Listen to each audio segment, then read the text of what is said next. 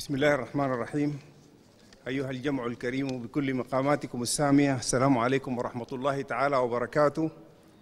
حينما طلب إلي أن أتحدث في هذا المقام قلت لنفسي: ما أسهل هذه المهمة وما أصعبها.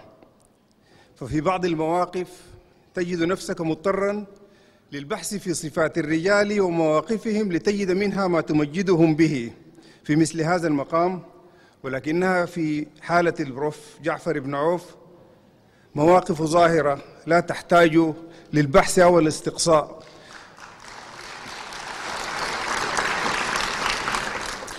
ويكفي أن تصف ما تعرفه عنه ليكون تمجيدا ومدحا، وانتو كان رقتوا بوصف الشفتوا. هو من نوع الرجال الذين يكفي أن تؤشر إليهم وتقول بلغة الراندوق: ولد ده.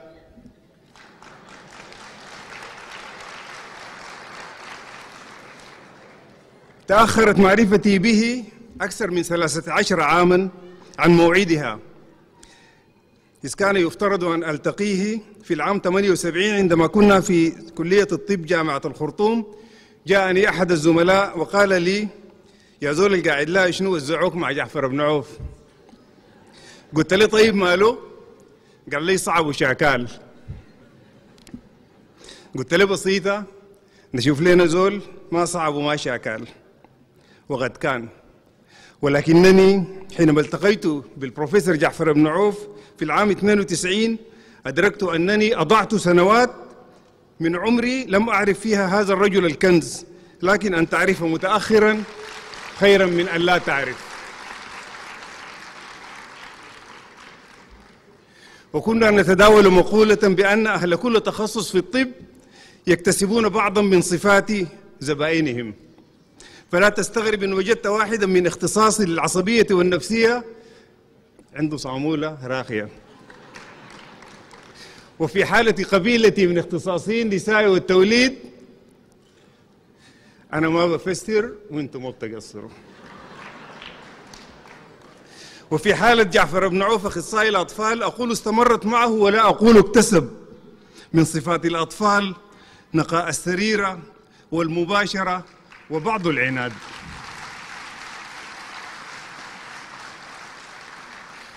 فقد ظل على الدوام نقيا في جوهره ومظهره، انصهرت عنده المسافة بين القول والفعل، فهو يقول ما يفعل ويفعل ما يقول. رغم عناده فهو كالجمل البشاري يقوده الصبي بالمعروف،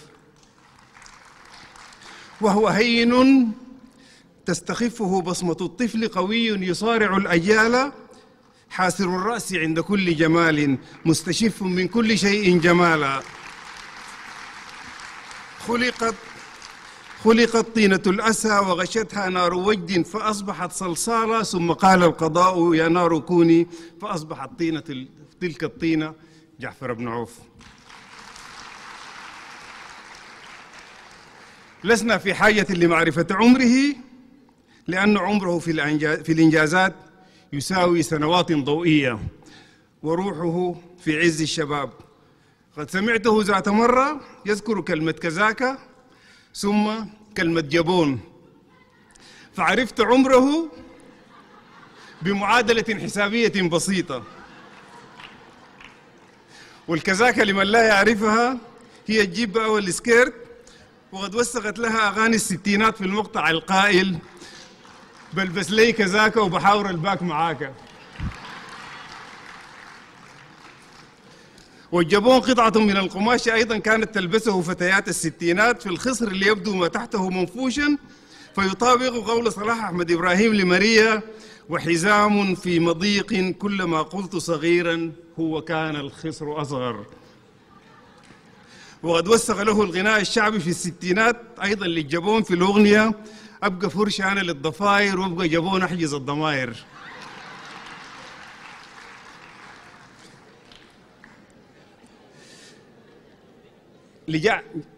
جعفر بن عوف أقرانه وزملاؤه وكل طلابه يؤكدون الصفات التالية عنه: شاء شايب، شاء شاطر، شاء شبعان، شاء شجاع،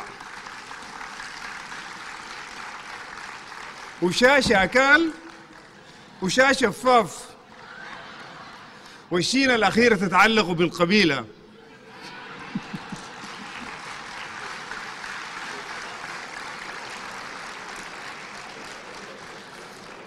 انحاز منذ بداية حياته العملية للبسطاء ولقضايا الأطفال ولمجانية العلاج.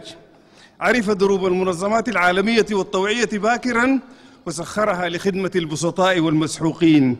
كان بمقدوره وهو ابن الأكابر الشبكة كرسي جابر أن يبني مجده الشخصي، ولكنه تمثل قول الشاعر: فلا هطلت علي ولا بأرضي سحائب ليس تنتظم البلاد.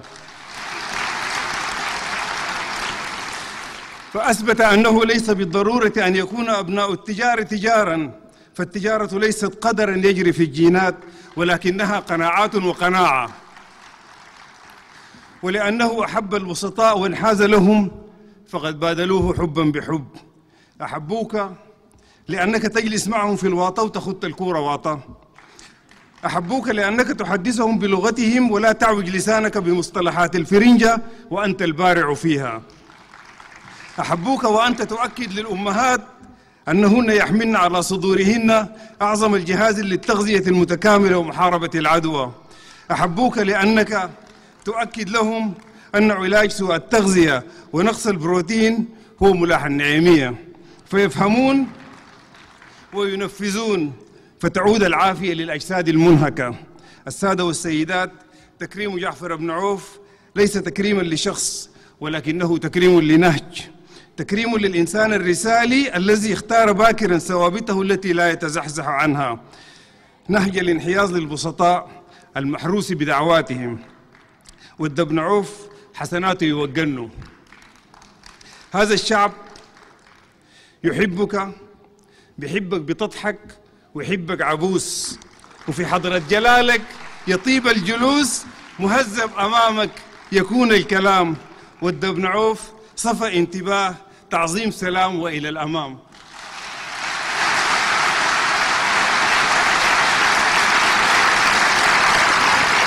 شكرا.